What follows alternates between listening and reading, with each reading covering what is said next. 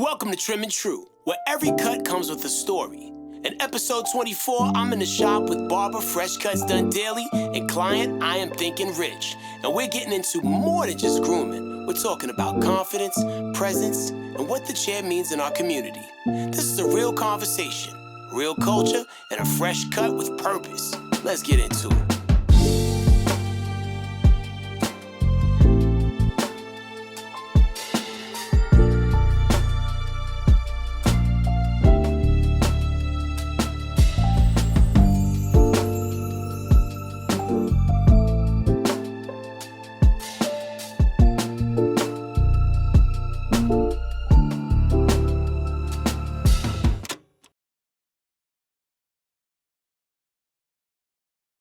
Back at it, another episode of Trim and True, and in the chair we got the one and only Vegas. What's going on? So I imagine that's not just your name. No. Is that also your origin story?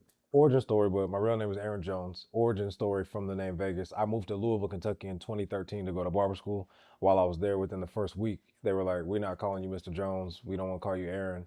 So I was like, "All right, well, whatever y'all call me, make sure it's respectful." And they was just like, "No, you Vegas." And since 2013 in barber school in Louisville, it stuck. So Wow. I haven't given it up. So did they give everybody like a nickname kind of based on where they was from or their steez? Just whatever it was, like you kind of get your, like a Martin, can I keep my barbershop name? Like Shorty Doo-Wop. So for me, Vegas the Barber was my, my name. So. All right, well, let's take it back to the Shorty Doo-Wop days. Gotcha. So were you in Vegas cutting hair at that time? Yes and no. I started when I was 16. Just picked up a pair of clippers at my cousin's house, and then I was just like, I can cut your hair. And I just felt like I can do it based upon me sitting in the chair at the shop.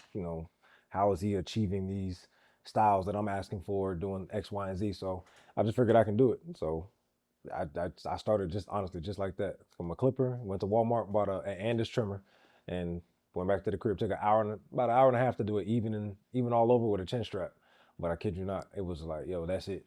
Like, so just out of the blue, you just chilling with your cousin, and you're like, "Yo, out of the blue, he said I want to cut hair." Out of the blue, he said he needed a haircut. I mean, I'm a musician, so music has pretty much been my background, pretty much growing up. But at 16, I was just, I don't know why, just something I said I could do, and I just did it. Are you an instrumentalist, singer, rapper? No, I'm a musician, so I played the drums, played in church, picked up on piano. I figured if I can make a beat and put a melody to it, I can produce. So I started buying software, started buying drum machines. So all throughout pretty much my sophomore year, high school, all the way through sophomore year in college, it was majoring in music, minoring in music business and recording arts. So working my way around the studio, but over time, cutting hair just started becoming more of a thing, and music started to slow down, and cutting hair picked up. Wow. Well, salute to you. You're the first person who occupies that space that, since we've been doing this. Because, like, everybody either used to, like, draw or do, something else. But you're the first person who, like, actually was a musician. I mean, you never were a musician. You still pick up the sticks? And yes, I'm 100%. I can still play. I learned how to DJ off of YouTube. I mean, I would consider myself back then a new millennium Renaissance man. So I used to draw. I used to do all the things. But cutting hair, just being artistic and being gifted with my hands is a gift that God gave me. So that's what's up. And I guess they kind of do go hand in hand, steady hand on the drums, steady hand with the clippers, getting the lines precise. Who was your inspiration, like locally, like that made you like, pay more attention than the average person? I would say probably the guys that I went to the shop. That cut in the shop I went to was a shop called Hair Unlimited, and the owner, his name was Mac. He's a staple figure in Las Vegas, especially in the West End. My grandmother knew him. They worked together. She was a beautician and owned a salon out in Vegas as well. But I would say Lamar, Joe Weave. Joe was my barber, and then Rie. So those three in the shop, for some reason, it was just, those were the guys I kind of looked at before I really got a full glimpse of the full industry of what it is. So those three for sure. Got you. So you left Vegas to go to Louisville, Kentucky. Correct. Home of the late, great Muhammad Ali. Yes. Was that the only barber school? No. Okay. No. So long story short, my dad is born and raised in Louisville, Kentucky. So I wasn't unfamiliar with that, with the space. But the barber school in Vegas, I kind of just didn't like how the owner of the school, he addressed me and talked to me when I first met him. And I was just, that energy, as soon as I met him, it just, something didn't fit right. So after trying to figure out where to go and the cost, Louisville it happened to become one of the best options. It was half the price. and I can get it done just like that. So everything, it worked out that way. So packed up, I got accepted, packed up my TV, my PlayStation, and all my clothes. Me and my dad drove from Vegas to Louisville, moved in with my grandfather, and barber school, never missed a day, perfect attendance. Yo, man, the fact that you mentioned your PlayStation tells me a lot that that system was important to you. So based on the year, are we talking PlayStation 2? Page 3. 3, Yeah. okay. So this is 2013. I started, I think it was January. I started the day after Martin Luther King Day, or like that weekend before, somewhere in there. But definitely PlayStation 3. What games were you playing? Oh, goodness gracious. Probably I can't even tell you back then. Man. Yo, like, cause I buy every console, right? Yeah, I couldn't And tell you. I bought the least amount of games for my PlayStation 3. Cause I think at that time, like Xbox was still doing their thing. I think I had like Spider-Man or something for PlayStation 3 and a couple fight Heavy Rain. You ever play that? No. Okay. I know I had Streets of Rage 2 on my PlayStation. I was doing somewhat ordering some games, but I didn't have a whole lot of games. It really was just something to pass my time, and it was my DVD player.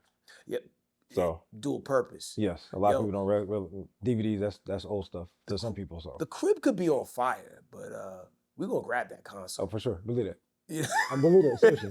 I always say when they cut this internet off, a lot of people ain't gonna have nothing to watch. So I have all my DVDs and CDs and stuff like that from back in the day. So at least I know I'll still be entertained for a while. Yo, that's important. That is so important. Like, I am a big collector of physical media because, like, the second someone decides that they didn't like a scene in a movie or you can't say this anymore, they can chop it just like that. Yeah, so, like nah, man. I'm cool on that. So I still have all of that. So my PlayStation acted as that. So during my downtime, if I wasn't studying, if I just all right, we gonna chill, that was it. Hell yeah. Okay, that says a lot. That says a lot. So all right, so now you're in Louisville, Kentucky. When you get through the school, how long does it take to get through barber school? For me, it was 10.5 months. So I never missed a day. But if you go every day like you're supposed to, then you can complete it in that amount of time, 1,500 hours. But for some people, it could take longer than that. It could take a year and a half, maybe 2 years. It just depends upon you. Like if you say you want to go do it, put in the work, and get it done. Is 1,500 hours the standard?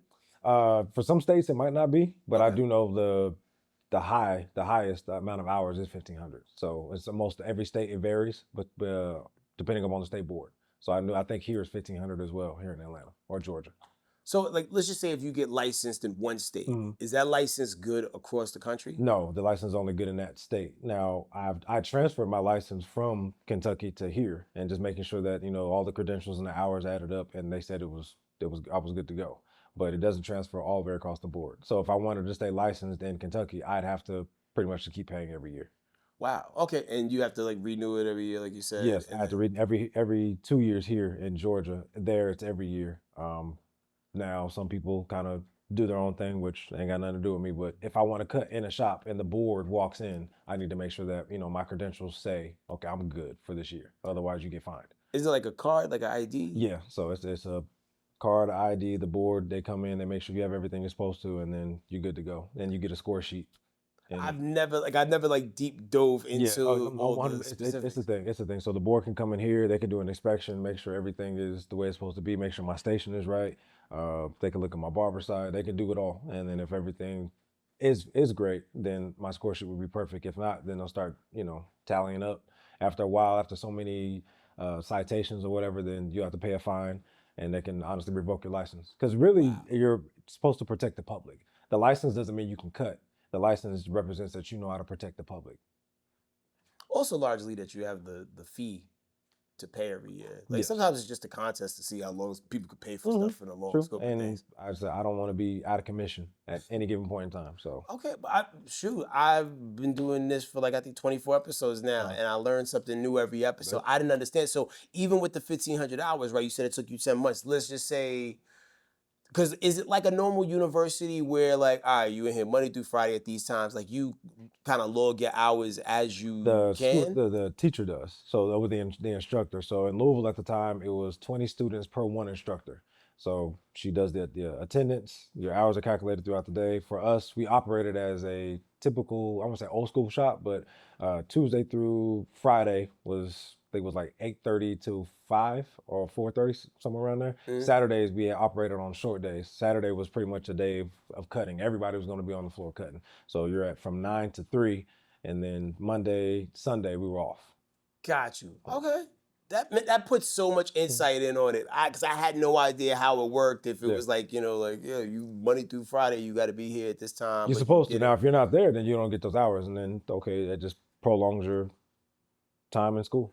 Fair enough. And for me, I So didn't want to do that. Vegas, to you, what does barbering mean to you just beyond cutting hair? I'm set apart. Uh, in school, you learned in the beginning that barbers were set upon high. Like we weren't like next to. If I go back to Egyptian days, we weren't next to Pharaoh, but we were set high upon like a platform. So for me, it lets me know, okay, I'm set apart from a lot of different people to where I have a skill set that changes people's perspectives about themselves when they look at themselves in the mirror. Absolutely. No matter how they feel when they wake up in the morning, uh, when they come sit in my chair, like the chair represents so much. The chair is therapy. The chair is music. The chair is dialogue, conversation, education. So when I spin someone around and they look in the mirror, when I show them the mirror, it's just I represent a change, a shift in mindset, a shift in your body. So for me, I'm set apart on purpose. No, that transformation that takes place from when a person walks in until they walk out. I Mhm. mean, there's always something to be said about that, Always, man. always. When you walk through the doors of a barbershop, you just when the idea of knowing that you're actually coming to the shop already sets a tone. Like the of like it was endorphins in the brain. I think that's what it's Yeah. called. Like all those things are already going, they're already spinning. So you know when you walk through the door, you know the personalities you're gonna get. You know the atmosphere is just different. There's something about coming to the shop where you just know when you leave out of here, like you're different. You're not the same as you were when you came in. Yeah, man, and it does so much for the psyche Mhm. and the endorphins, and also I think dopamine spikes There you too. go. Like There you you go. want to take them selfies, like in the Yes. car, like Mhm. Look good, feel good. fresh out the chair, That whole night, like yeah, be good, look good, feel good, be good. Like all the things. yes. What is your specialty? Like everybody has a signature move. Some Ooh, people they think it's the fade, sometimes it's the line. Like what sets your cuts apart from everybody else? I would say precision. I look at myself as a Swiss Army knife. I Okay. can do a lot of things in the barbering industry very, very well. I cut a lot of styles exceptionally well, but I do think that my perfectionism and my precision when it comes down to my cuts is really what sets me apart. I am like the picture perfect barber, whether it be natural or enhanced. Like I get it down to a T. Like you'll be able to, okay, nah, that is you can't get it can't get no sharper than that. And then I'll be like, yes, I can. I can get it sharper than this. Striving for perfection at all times. All the time. It's a gift and a curse, but it's something I'm working on because not everything is going to be perfect. However, I strive for perfection every time that I cut. And when someone sits in my chair, it's an honor. Like they're entrusting me with something like that. Just like it really is, it's an honor. What's your zodiac sign? I'm a Taurus. Taurus. Okay. I don't know how that lines up with Sagittarius, but like I'm the same way. Like sometimes I like. My best friend's a Sagittarius, so I mean we cool. I mean I don't know. I'm just No, but astrology. it seems like there's a lot of commonalities Mm, in just that striving for perfection. Like you'll mm. get something to 90%, and you go step back, and I'm gonna come back to it so I can finish it, Yeah. make it And perfect. even if it is like 100%, it's the client says, oh, it's perfect. I'll still look at something, I'll find it. I kind of, in a way, I got that perfectionist mindset from Michael Jackson, but I'm working on it. That's that music seeping back It in. is. It is. It is. I tell you, you're never done. No, I'm not. You're never done. I'm not. What has the barbershop or just even just the industry that you're in taught you about people in life? Everybody has a story and nobody is perfect. Everyone is an individual for a reason. And learn the people who you're around. I was taught that your network is your net worth. Mm-hmm. So when you learn the people who are around you, you just kind of see who's around. Like everything is always the world is constantly moving. Life is constantly moving around you. Just take the time to like be present in the moment and appreciate the people who you're meeting, who you're seeing. I mean, really, that for me, one of that's one of the missed things that I feel like people miss in life when they're around or just in the shop or outside of the shop. They're missing life because they're so focused on that one thing. And there's so much of life happening around you. So if you just pay attention to everything that's happening, you'll see everything will line up the way it's supposed to in life, whatever it is. And just meeting the right people and making sure that your networks are constantly moving and evolving.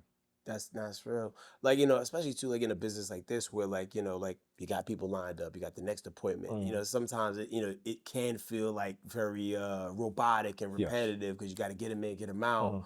Mhm. But to have those intentional moments and Yes. like, you know, and not rush the, you know, rush the situation just so Mhm. you could be present speaks a lot. Yeah, because you're when you're sitting in my chair, like you're paying for this time, and you want this time to be strictly for you. So, and the chair is therapy. So it gives you a lot of times the chair is like the only space where a lot of men can really just sit down and be still and not have to worry about anything. Because once Hmm. they get up out of the chair, now I got to keep moving again. Okay, I got to be here. I got to be there. I got to do this. I got to do that. But when you can just sit and you can either vent or share or just have conversation like that, that's the moment where it's okay. Well, I'm now either I'm pouring into that person or the person's able to kind of either pour into me. We're just able to exchange that dialogue. It just creates a space of what's the word I want to use?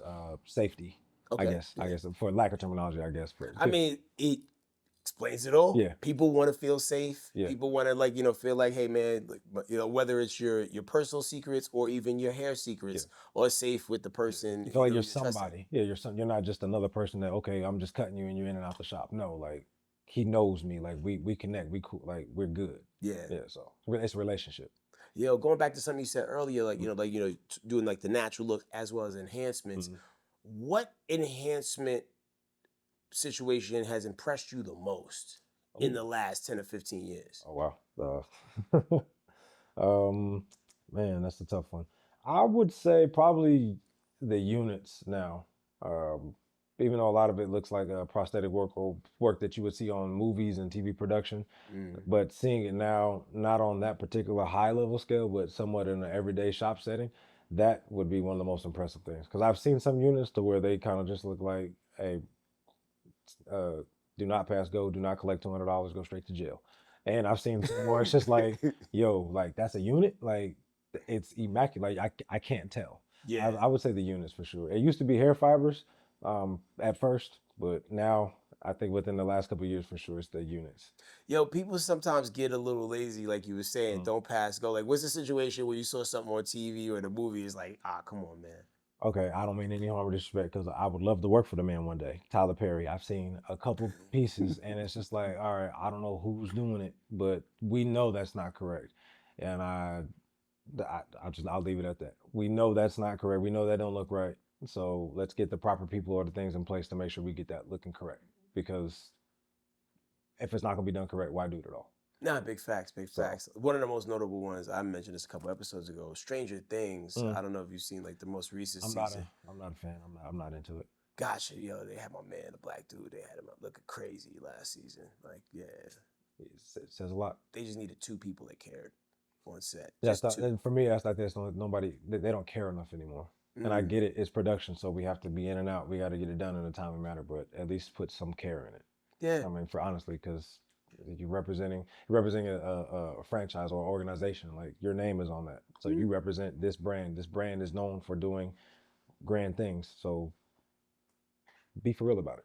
No doubt, no doubt. Like, you know, getting established, Mhm. coming and building a name for yourself. What are some of the obstacles that you had to overcome, you know, building the business that is Vegas? Here in Atlanta, I would say that in Louisville, where I was at, I was a big shark in a small tank.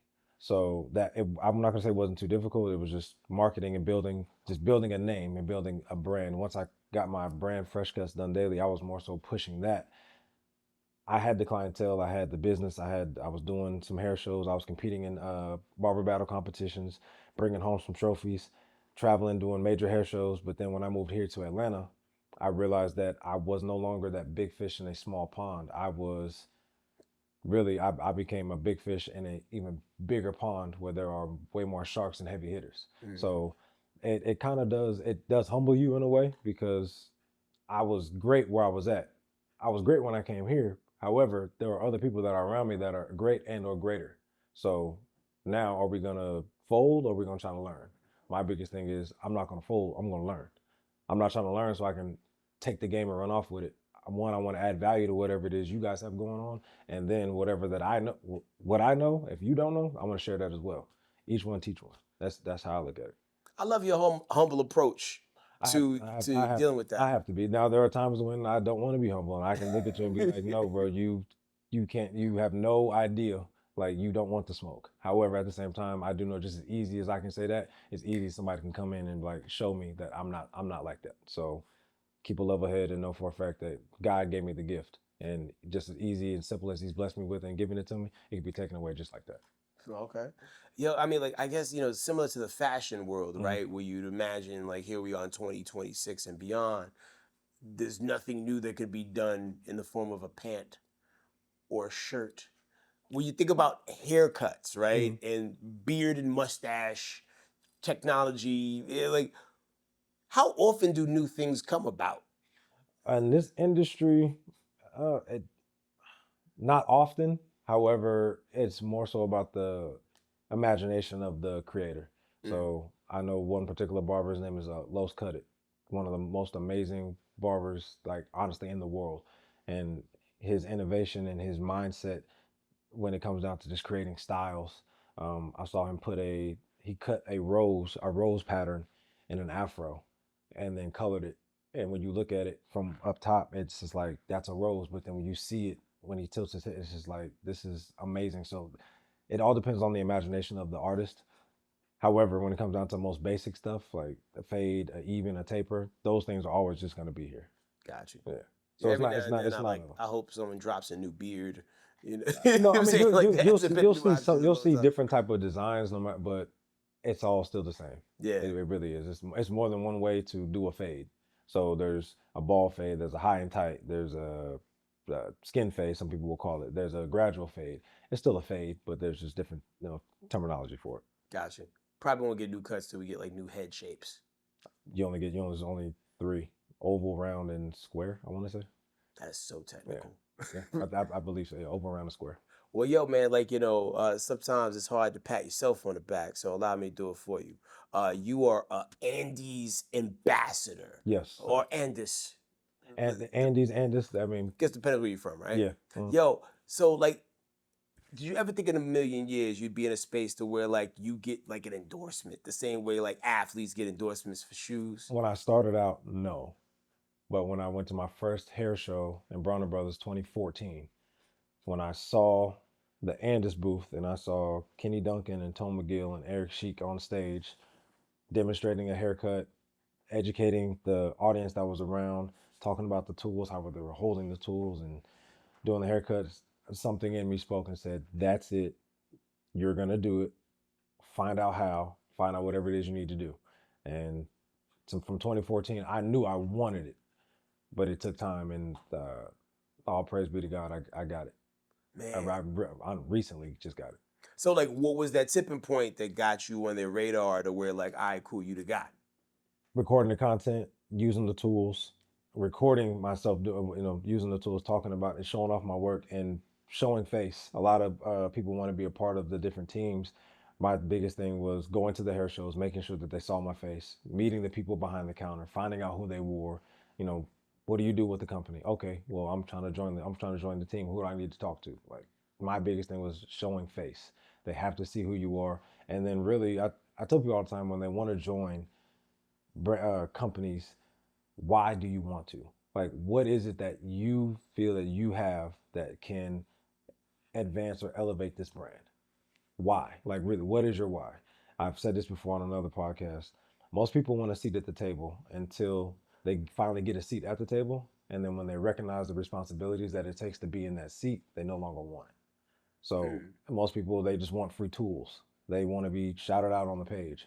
Okay, that's cool. You can be shouted. You can pay for promotion now. You don't even have to be with the company. But why do you want to be with this company? And not only why do you want to be with the company, why should the company really choose you? So like, what's your like roles and duties?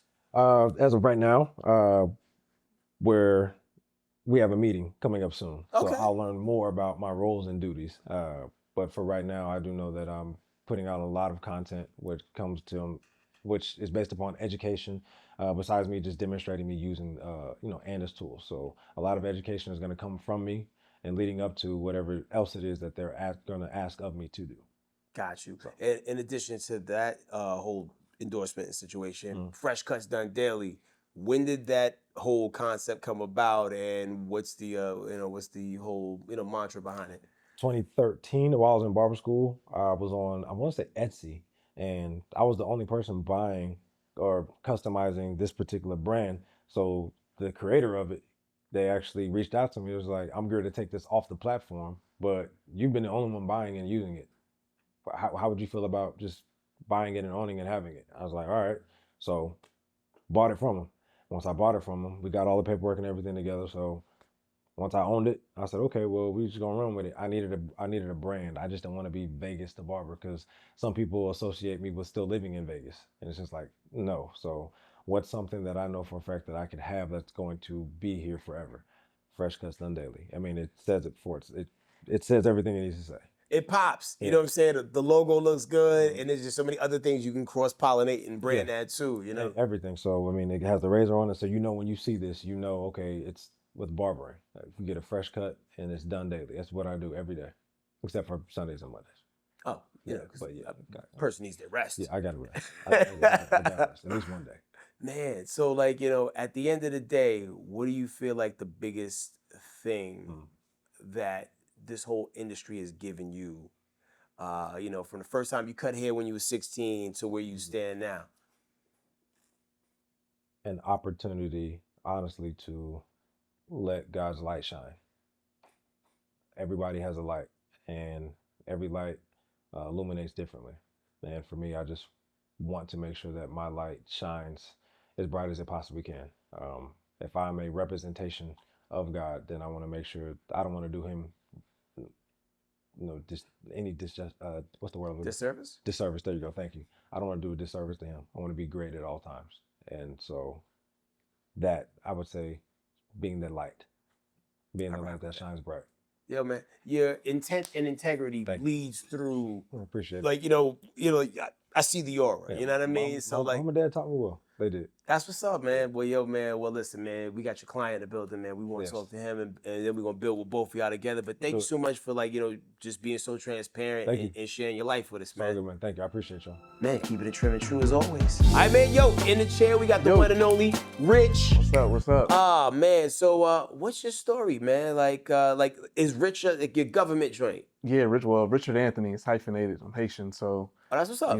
Kind of like a Jean Paul type situation, but yeah, it went Richard Anthony instead. But it's also prophetic, man, because if your name is Rich, you know what I'm saying, you. Oh yeah, absolutely. Destined for richness, destined for abundance. Man, so what's for people that don't never had a chance to see you, whether it be on a timeline or whatnot, what are you known for? I'm known for being very disciplined. One, being in real estate. Two, and kind of being a person that just brings people together. Yo, real estate is such a dope game because you just have to be available, right? Yeah. And have a flair of, getting people the things that they're looking for. What made you gravitate towards real estate? My father, initially. So when I was in middle school or so, he kind of transitioned from being a limousine driver to getting his real estate license and then becoming a broker and then opening up a mortgage business. And so I kind of saw what he was doing. He's had a couple of rental properties, and I would ride around with him to different properties, picking up, rental rent for the month or whatever the case is. And I'm like, oh, why don't you get more? Like you picking up, $1,000 here, $1,500 here, and you only have 3, 4, 5. Like if you had 20 of these, you could really eat. Yeah. But because he's doing everything manual, he was like, nah, scaling, dealing with tenants would be too much. And I'm like, well, me thinking ahead, I'm like, you can get a property manager. You can accept payments online. You ain't got to go and pick it up in person. You can get a maintenance person that kind of handles everything. So I was thinking once I graduated from college, I was like, I'm going to go into rentals and really kind of take what he had, his blueprint, and scale it to another level. And so that's kind of what I did. Yo, that's such a smart industry that you don't hear a lot of people talk about as much as they should. Because I even remember, it's probably a single-digit 2000s when Ronnie DeVoe from New Edition was getting into real estate. Yeah. And there were some people who was actually clowning him because oh man, you out here doing real, but not really understanding you could legit get the bag. You can get the bag. Doing the real estate thing. Yeah, for sure. You don't have to physically have any product that you're selling. You just have to be able to sell. Yeah, and it kind of depends too on even if you don't have the money to get into real estate, you might have the time. If you don't have the time, you might have the knowledge. So you can either teach, you can manage, or you can be the investor. Like, what was your like first breakthrough in regards to real estate? Like, where like, oh Ooh. wow, this is man, this I got my first house off. Now I'm good. Like now I got the bug. Yeah. So when I graduated from FAM, I had a full-time offer at JP Morgan in New York. So I went working there. They gave me a starting bonus for about $10,000, and I used that signing bonus to buy my first property down in Palm Beach. It was like a $40,000 house. I put the $10,000 down payment. I got a private lender from one of my family members for $30,000. I was paying them $250 a month, and I got a tenant in there paying $1,100 a month. So I said, this is my first love. The math is mathing. The math was mathing. I said, yeah, we're gonna rinse and repeat. Yo, man, like, salute to you on that, man. Especially like even having the foresight to like not only to listen to your pops, but like carry the torch and take it further. Yeah. And a lot of times when you're presenting house, your presentation personally has to look a certain way. Yeah. What is maintaining that look and an aesthetic? What does that mean to you?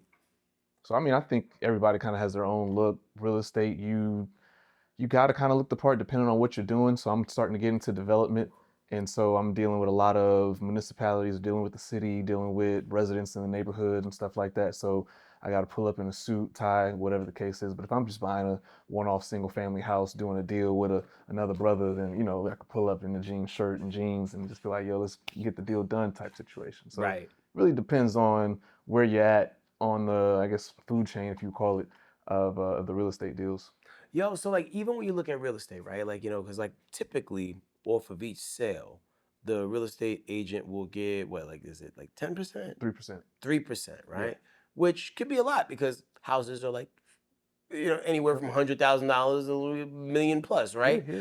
How does one go from getting into the real estate game to quickly like moving them houses that you see like sold by Sotheby's? Because usually when you see that Sotheby's sign, like, like house ain't cheap, like Yeah. high six figures. Yeah. It's all about whether you can put yourself out there. So when it comes to being a real estate agent, there's one book called The Millionaire Real Estate Agent by, I want to say, Gary Keller, who started Keller Williams Realty. And so he kind of lays the foundation on putting yourself out there, having a whole system in place. And if you can really market yourself, and if you're able to do that, then you can really climb the ladder as an agent.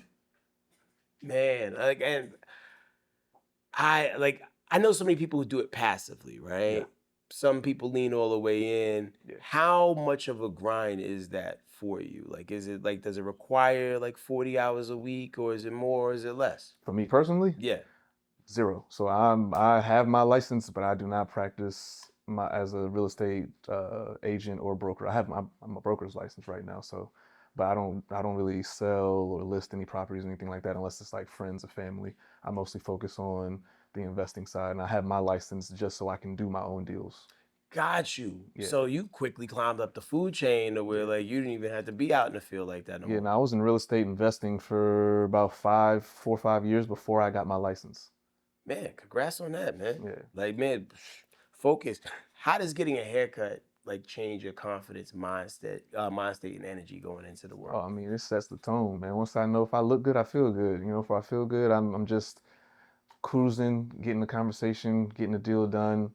I can use a little charm. It just kind of helps out. And like, on the barber side of things, what made you choose Vegas and what keeps you coming back?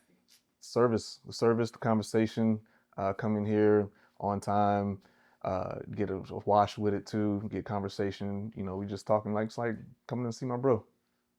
Yo, when you think about it in totality, like far as like your mindset where you're at right now, who instilled that in you? Is it something that you just kind of just observed and picked up? Or is it something that, some game that you got from like your pops, uncles, family members? Yeah, I would definitely say my mom had a really big impact on like my mental space and really kind of helped me just kind of see what I'm capable of. Then my pops, he kind of, showed what like, all right, this is what making money as a black man looks like. Okay, cool. And then, different books that I've read throughout the time, mentors that I have, everybody just kind of been pushing me forward and just like, yo, you on the right path, you're doing the right thing. And just like not limiting myself in regards to my beliefs and whatnot. Got you. Like, what is the hardest part about operating in the space you operate in? Sometimes I say it gets lonely a little bit, like I'm doing these deals. It's just me. It's not like I really have a team. I could build a team, but it's more so just me as the investor, buying properties, doing these deals, developing properties, building houses, or buying apartment buildings and stuff like that. So, you know, having a 9 to 5, going to work, you got coworkers, people that you're talking to on a daily basis. But me, I'm just at my computer analyzing a deal or talking to an attorney real quick. But these aren't like my homies or people that I really foster relationships with too often. So that's really the it. But I try to go to different meetups or situations to kind of just meet other like-minded people. It does feel good to have, I guess, like a synergy with other people who understand, Yeah. the things that people in your field deal with, Right. Right. It's almost like talking to other business owners, like, we all have the same headaches. Exactly. I mean, I had to go through a lawsuit one time, well, twice. I had to go through a lawsuit, and not having too many people to talk to that about kind of, makes the process a little harder to go through. Did you win? Yeah, well, my first one, I was like 27. I had a tenant that was suing my property manager for, I want to say, 100K, and they brought me in as a third party defendant because I own the property, right? And so we had to go to, mediation and all that, and end up settling for $50,000. Property manager paid 25. I had to pay the other 25. Damn. And as a 27, 28-year-old, I was like, shit, I was like the world. I'm like, what the hell is going on? Like, damn. But, it was just a learning lesson at the time. So, boom, got that off, paid it or whatever. They required me to pay it in 2 months. Luckily, I had the money to pay it just because I've been in real estate since I was like 22. So, I've been saving, been working, kind of doing my thing. Second one was surveyor. They basically map out the property boundaries that I was buying, and they were off by like 20%. Oh. So when I started building the house, I was actually building a piece of my house on my neighbor's property. And so I had to go to them and say, hey, y'all made a mistake on the survey. And they was like, nah, it wasn't us. And I'm like, nah, we gotta go to court. Where'd you get the numbers from? Like, the Right. survey. You're the surveyor. You're the one that did this. This is professional negligence. So ended up going to court, won some money off of that. So that kind of helped out, but it was still a long, daunting process, probably like 18 months to 24 months of for that process to kind of happen. No one likes to go to court, and it always seems like the things that should be just like open and shut, cut, dry, like should be just in and out, and Like, they you drag messed these up. things out. Yeah, Like, what you mean? Like, you can clearly see this is not the right situation. Like, what's up? people want to be everything except accountable. Hey, man. Facts. Facts. It's crazy. Facts. It's crazy how that works, man. Like, what's probably like the biggest headache that you have to deal with in that, lawsuits aside, because people just see the money and see the opportunity that lies there, but they don't know about maybe the hard work that goes into it, Yeah. or even the vetting the properties to buy, or did you ever buy a lemon? Yeah, and I still got the lemon. I'm still got some lemonade, some juice out of it, so it's not too bad. But I think the hardest part is probably making sure you don't fall in love with the properties. Like, this is all business. People get into a house, even if it's a house that you're gonna live in. Of course, you can fall in love with it. It's your dream home, whatever the case is. But at the end of the day, real estate is an investment. It's a wealth building tool. So I make sure not to fall in love with the real estate and make sure I'm just solely looking at the numbers and the progression of what the values will be in a couple of years. Word. Now, you and Vegas both seem to have a very like positive outlook on life. Yeah. What's some of the things that help keep your mental, on the bright side? For sure, reading different self-help books, going to the gym, and eating healthy.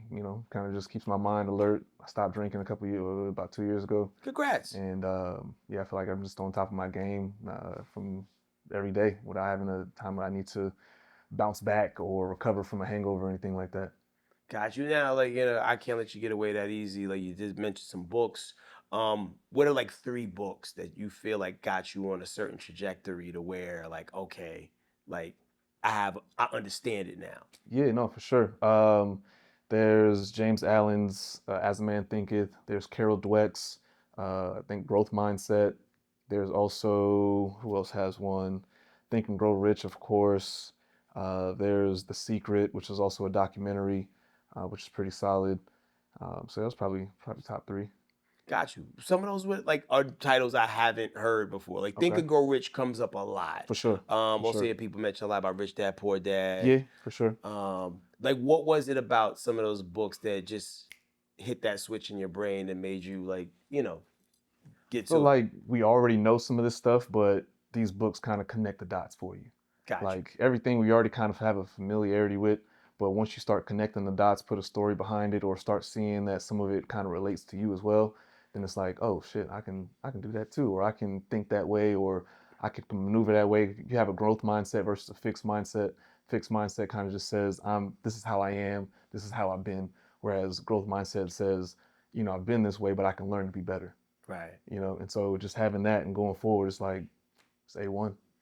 Got you. What's something that people you feel like assume about success, but they just don't understand? Success is actually, it's not easy, but it's simple, right?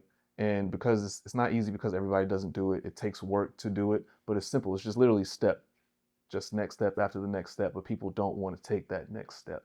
And so while it may be a little hard, it's not complex, it's not rocket science, it's not brain surgery and anything like that. You can literally become successful in any facet as long as you just break it down into a system and take the necessary steps. But it's not something that's hella hard, hella crazy. Like, oh, if you want to be a millionaire, you can do that in 5 years if you really wanted to, if you just lock in. When did it take? How long did it take you to learn that? I want to say maybe I was about 25, 26. I hit my first million at 30. And from there, I was just kind of like, all right.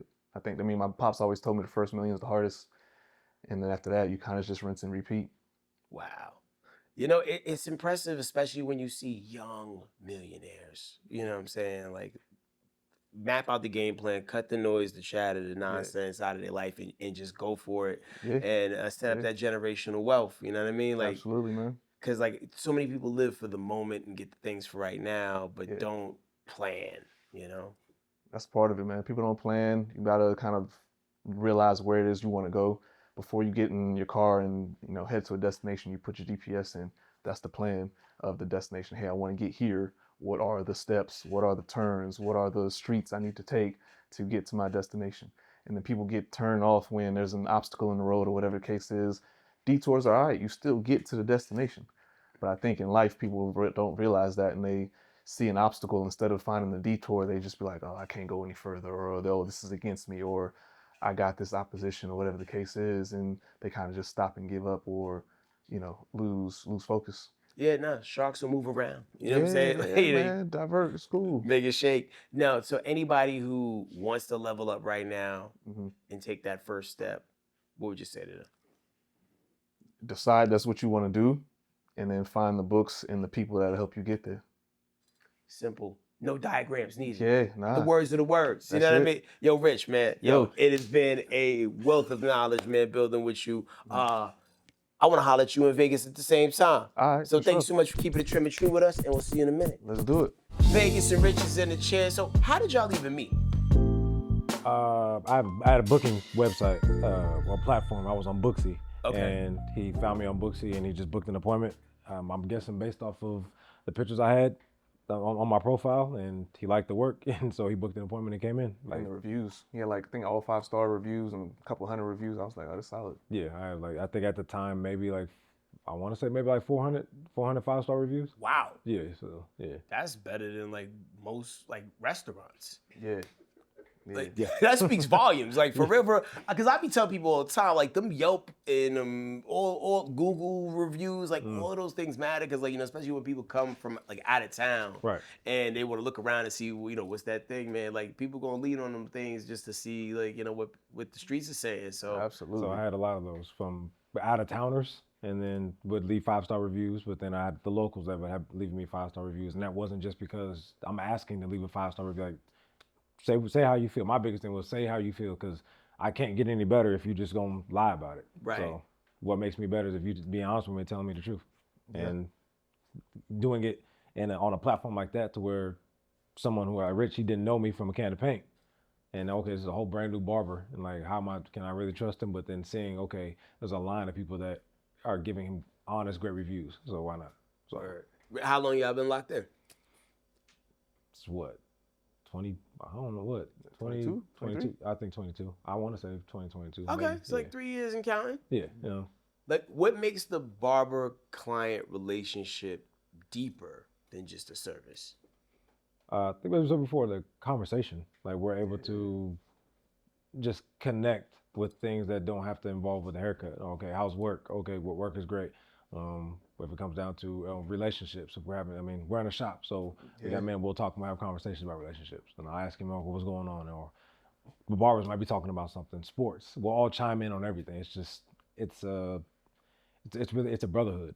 It really is. It's a brotherhood. Then that's my take on it. I mean, unless he got. Yeah, no, it's always just good conversation, good release of like any tension that you have. Like, hey, I'm going through this. What you think about that? And getting good feedback. Or it's always like you said, a debate or some sports conversations going on. It's pretty solid. Or like, what's something that you've learned from Vegas? Really, just kind of how he handles situations. Very cool, calm, collected. And kind of like a no nonsense. So when we talk about some of the women that we date and kind of how he handles situations, like all right, I can understand. Like man, cutthroat. Like nah, I ain't dealing with this. All right. I can be like I can be like that. I definitely can. Got you. Vegas was something you learned from Rich. I would say recently I was doing some recording for some content, and then I've never heard the phrase that he used, "Never eat an elephant in one bite," and a lot of times for me, I will try to do so much on my own or so much at one time, and you can't eat an elephant in one bite. You have to chop it up. It's time, there's steps, and as he said before, like it's a destination. Like know where you're going, know how to get there. Like it'll happen. And this is maybe I want to say like last month, even though we've been rocking for about 2-3 years, that spoke volumes because he did share, the books with me, and I wasn't familiar with the real estate, business. I've always thought about getting into it, but I just know what my strengths are. And I know, okay, I can take small things from other people's industries and or sayings or quotes that will help me in mine. So that was one of the latest things, honestly, and that helped me. That has been honestly helping. So I'm able to compartmentalize certain things. Okay, I can do this right now. And just steps to like a haircut. I know I gotta start with the brushing the hair, getting the hair in the right direction. Then I'll start with the clipper, knocking the hair down. Then I'll that is the most recent thing he's taught me. Never eat an elephant in one bite, or don't try to eat an elephant in one bite.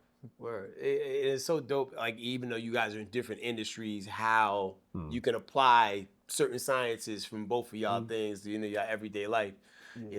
What's something that typically you could talk about in the sacred space of a barbershop that wouldn't necessarily fly out there in the real world? I'm not even sure that's possible, honestly, that I can think of. Because it seems like largely like, barbershops are a judgment-free zone. Like people can speak their opinion from the chest, no issues. Okay. And, but things you might not necessarily be able to say at your place of work. You know what I mean? A lot of times I think outside in the, I guess want to say quote unquote real world or outside the shop, a lot of people like to be PC. But I can say that when men are around other men, and like iron sharpens iron, steel sharpens steel, other men sharpen other men. So in here we can speak about, honestly, almost anything. We've had a lot of dope conversations that have just started off at A and we've ended up at Z somehow, some way. We just know how we do when we get in conversation. For me, I don't think there's too much of anything. I think it depends upon whoever you're around.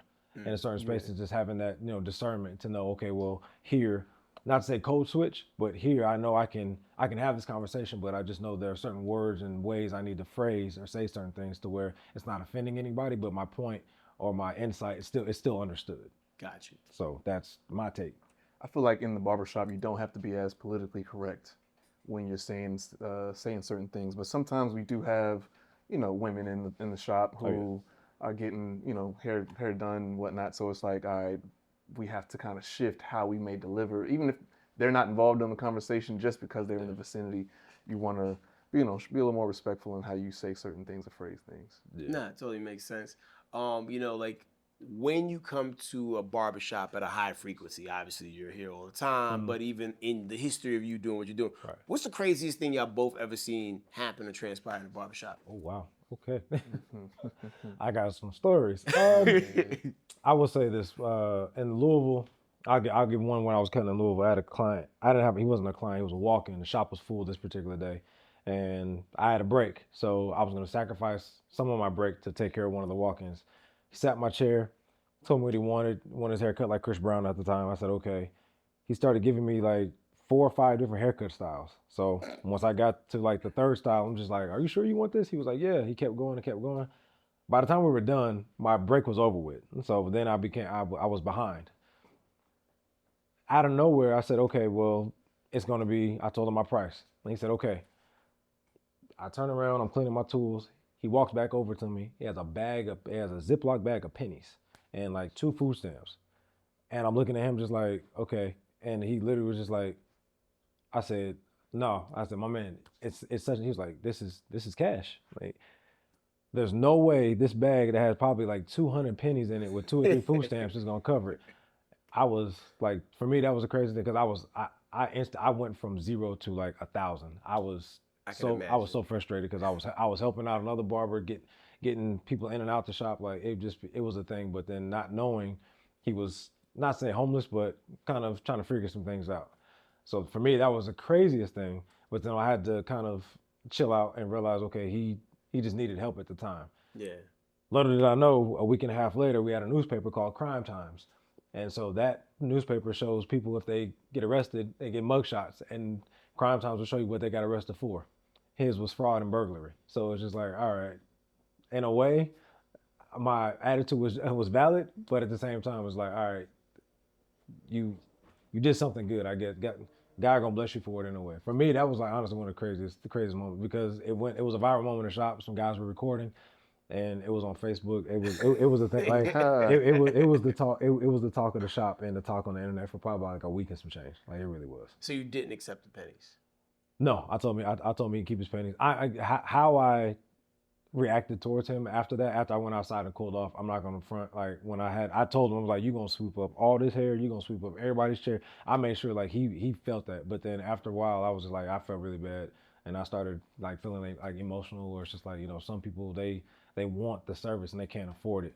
I felt like he played in my face. I really did. But at the same time, it's like, you know what? Like, did it really harm you? Yeah, you were hungry. Yeah, you sacrificed your break, but you gave him something that he actually wanted, and it's okay. It's one person out of how many people do you honestly get to cut a week? Yeah. How many people do you get to cut a month or a year? Like, it's not that bad. People sometimes will let one moment, ruin what otherwise was an amazing day. Yeah. You know what I'm saying? And it started turning into that on Facebook with the comments. So it's just like, oh, you should have done this, you could have done that. And it's just like, y'all weren't there, you don't know what's up. But once I realized, okay, you know what, hey, it's okay. Like, you good. So for me, that's my craziest moment. Yeah, but when the same thing, off hinges in a barbershop? Maybe somebody getting towed or somebody's lady walking in, going off kind of situation, but that's really bad. Yeah. Yo, when you think about like historically, like growing up, like what was a hairstyle that you admired that like maybe like a celebrity had? It's like, yo, I want that cut. Man, so growing up, when I was like 5'6", my hairstyle then was like a Caesar, but I had a braided rat tail in the back. So I had that for about, we all did. Yeah, I had that for about 6 years for a little minute. And then cut that off, and then I had a big old fro like in elementary, thinking I was gonna get braids like Ludacris. And my mom was like, nope. And I said, dang. So then I just had, I had a box cut for a little minute, fro for a little while, and then just started doing clean shaves. Oh, I actually had a mohawk for a little minute too. Okay, school. Like the Usher style, like with the clump, or like there's levels to this mohawk. It's kind of like it was kind of like a mix between like the mohawk itself was clean, like Mr. T. Okay. And then, but the sides I had waves, so it was like a Caesar mohawk situation, and it was vibe. Okay, indicative of the time. Like Roscoe Dash was still on the radio. Yeah. This was back, 07, 08, 09 type situation. That pocket of time was like. Yeah, it was a small little error.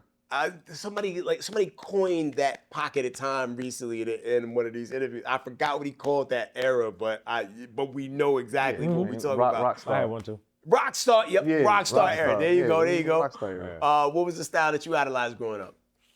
Man, like he had the rat tail. I remember I had a rat tail. I had the box. I had the part, like the not the Bobby Brown Gumby or anything like that. I don't know. I was always fascinated by just that '90s look, that box fade, a few parts here on the side. I don't know, something about that era and that time, that New Jack Swing era and that time with those cuts. Like you could just look at a photo and then you can hear, like you just look at a picture and you can hear the time.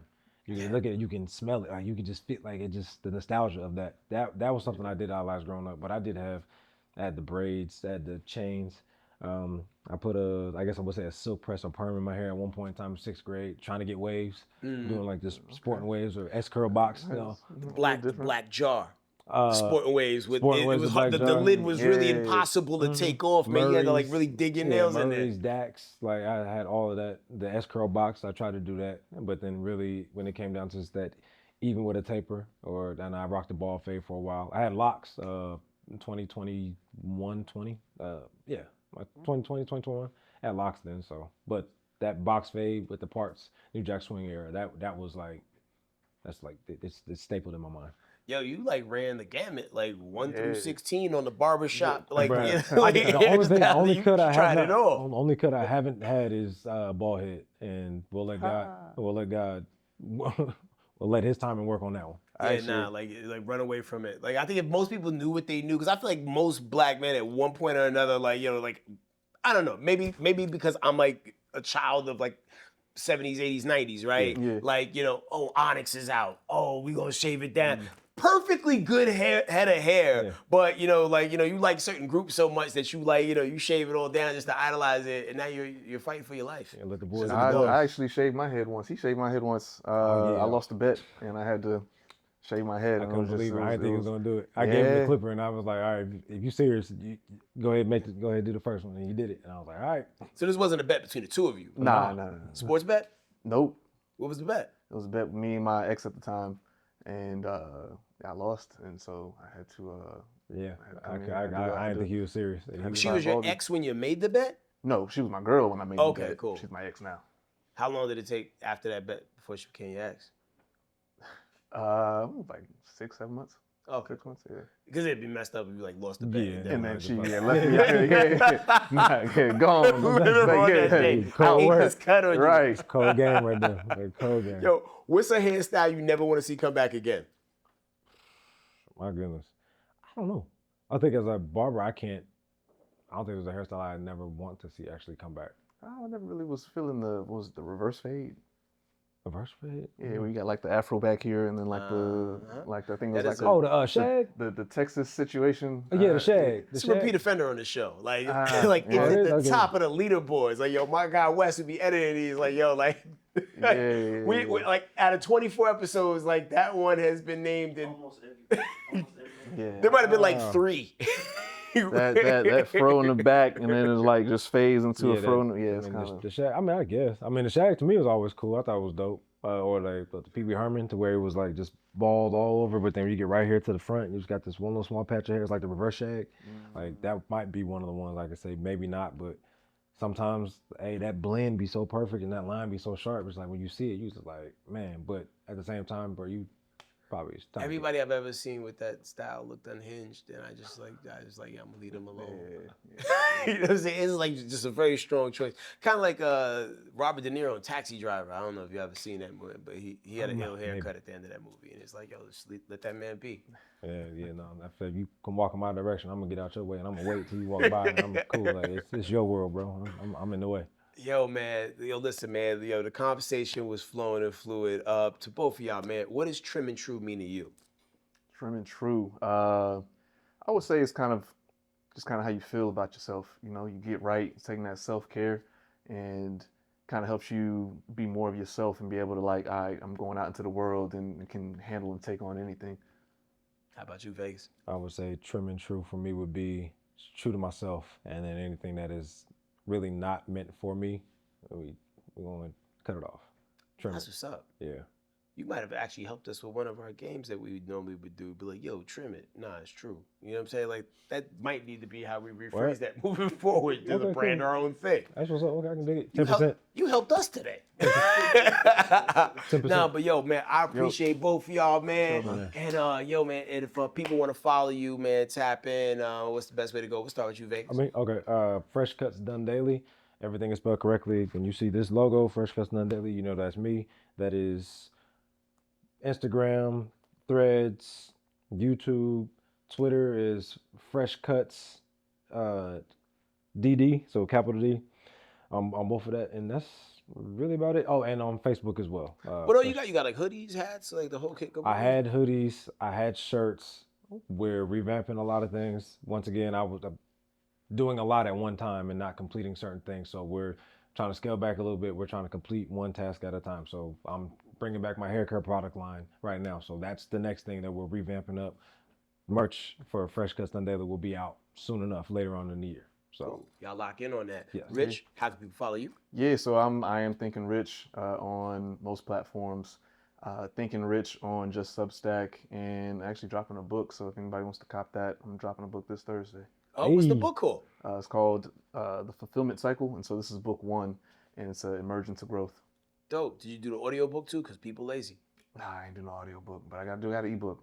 Okay. But we'll see. Maybe audio book will be down the line. We'll see. No, I mean, congrats on that, man. Yeah. Like, I mean, on both of y'all endeavors, man, from the branding to the books and just the entrepreneurism of it all. Y'all are doing difficult things, but y'all are inspiring people through the difficult things that you do. So thank you so much for taking us on that journey with y'all. And thank y'all for keeping it trim and true with Vegas and Rich. See you on the next lap. All right, so Vegas, what are the tools of the trade for today?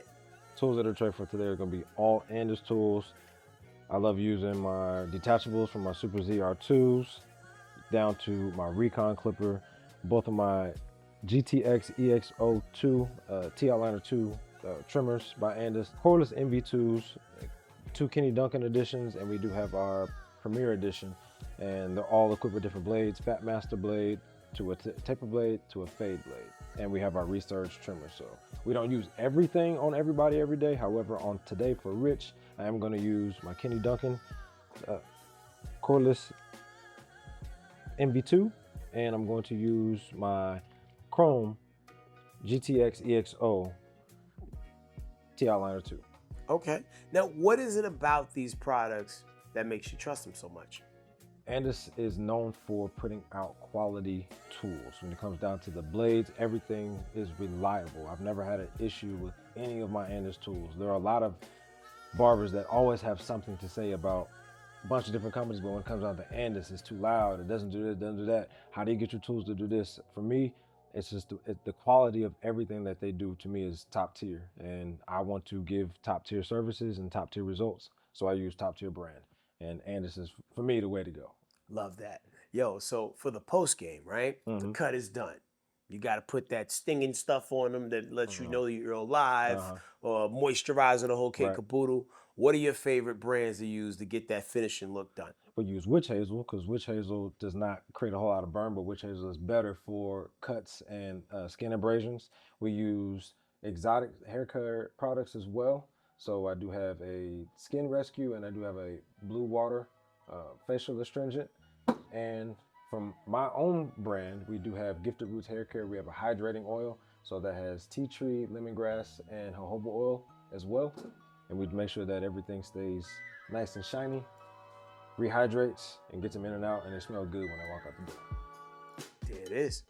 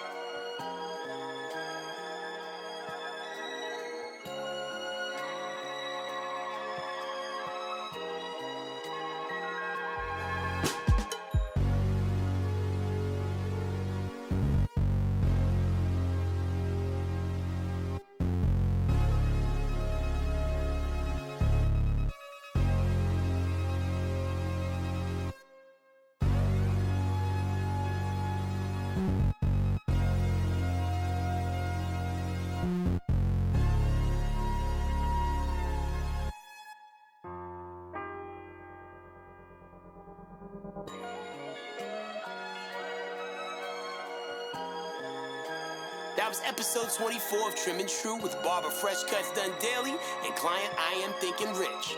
Big respect for the conversation, the energy, and the craft in the chair. And make sure you like, share, and tap in for more episodes as we continue highlighting the people, stories, and culture that make the barbershop more than a place. It's a community.